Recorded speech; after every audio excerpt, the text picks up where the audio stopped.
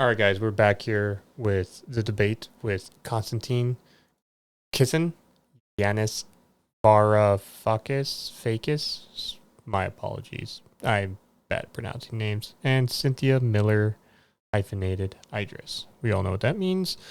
If you guys like this content, go ahead and like, subscribe, comment any order you want.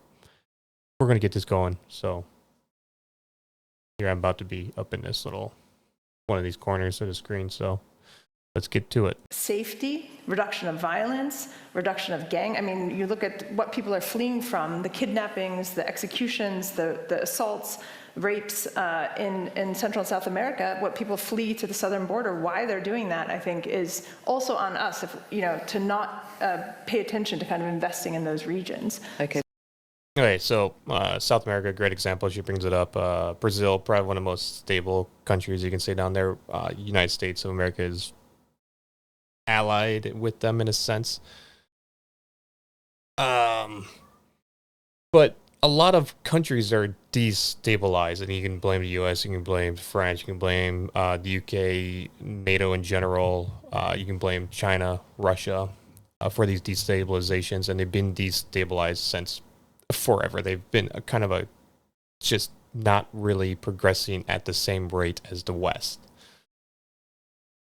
That being said, there are probably some other factors that bring that into category, but they say that the pilgrims were refugees that moved to the United States across the ocean and slowly displaced the Native Americans. Why did they not fight the British Empire?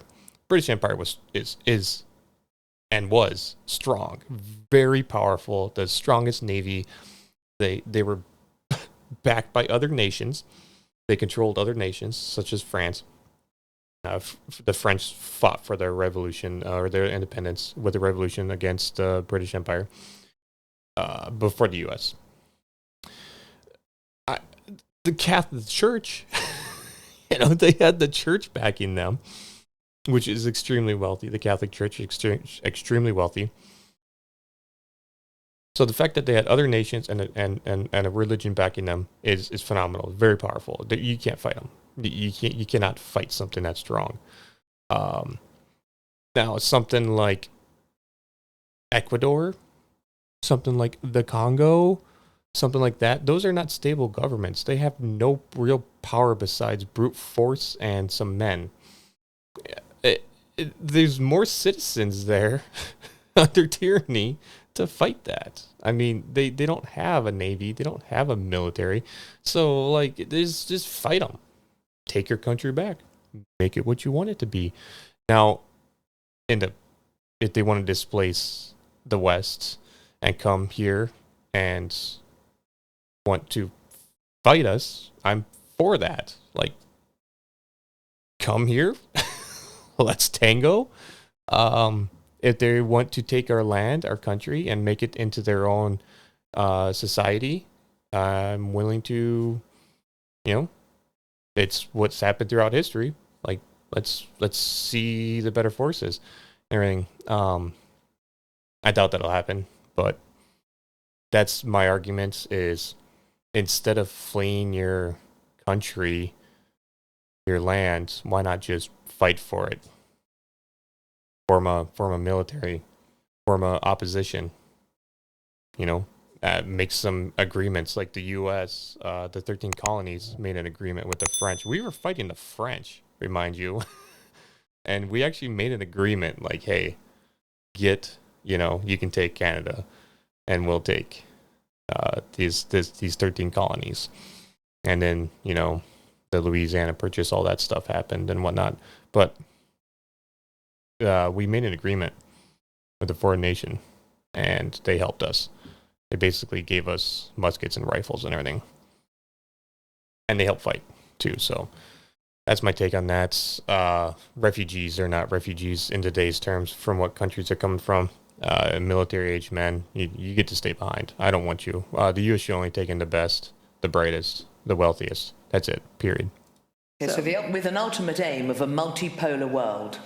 I mean, I don't see any other alternative than a multipolar world, but I also think that it's important to remember that nations have never been only one thing. They're constantly reimagined. They've always been reimagined, and perhaps they should be. So, in Germany, where I spent many years doing research. She's true. One of the oldest nations currently, one of the oldest governments. So she's saying it's reimagined nation and everything. One of the oldest governments currently on planet Earth is the United States. At 250 years. How old is the United States of America? I can't do that math. 240 years. So 250 years. We can arguably say that after World War II, not a single European country is under the same government. They're under a completely different government. Completely different. That's Germany. Obviously, we got rid of the Nazis. If you consider not Europe, but Russia part of Europe, Eurasia, whatever, they're a completely different government. The Chinese has changed their government from 3 different forms of dictatorships.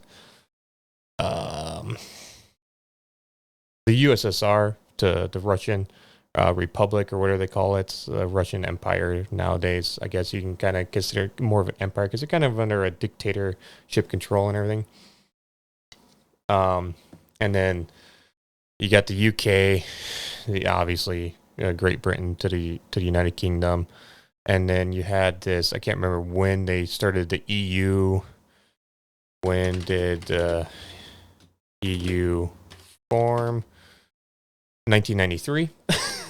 The United States was 1776. So the United States currently is the oldest government, oldest nation on Earth currently. 250 years.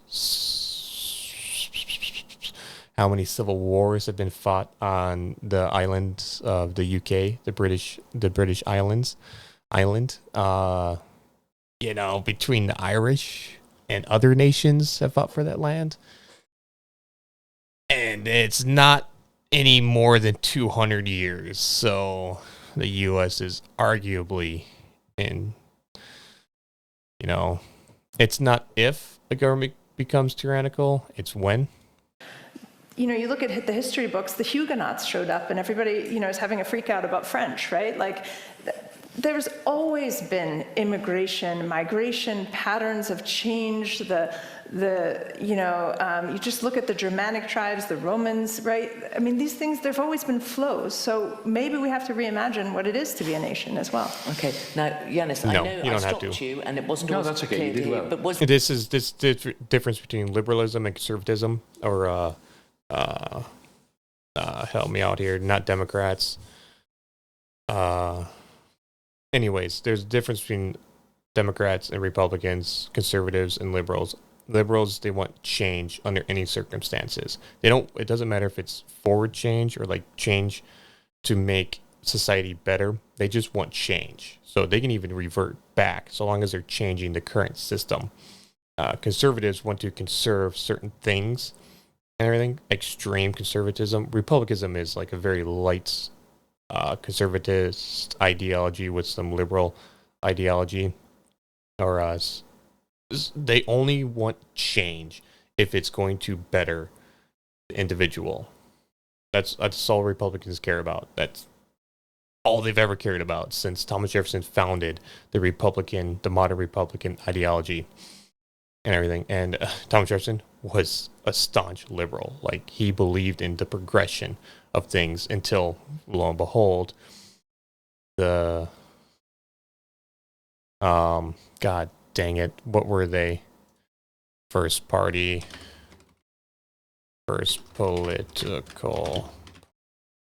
of United States. God, I can't believe I am not of United States. Why is this not just showing me an answer?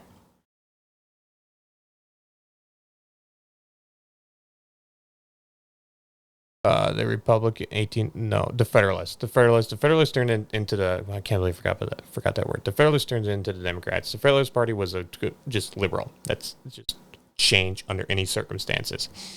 And they were actually regressing backwards. So Alexander Hamilton wanted to basically create a one government power, the federal government, that rolled over all 13 colonies with an iron fist, basically.